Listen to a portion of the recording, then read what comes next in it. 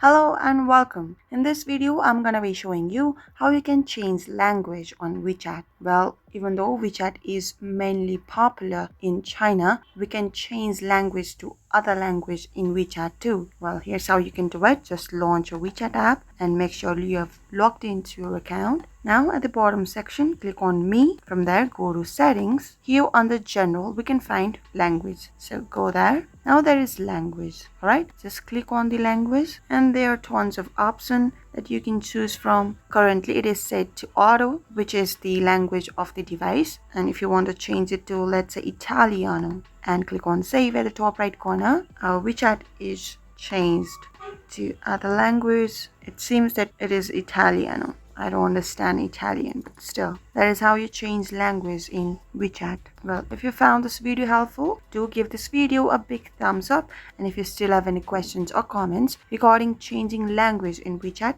do leave them in the comment section. We'll get back to you right away. Until next time, bye-bye.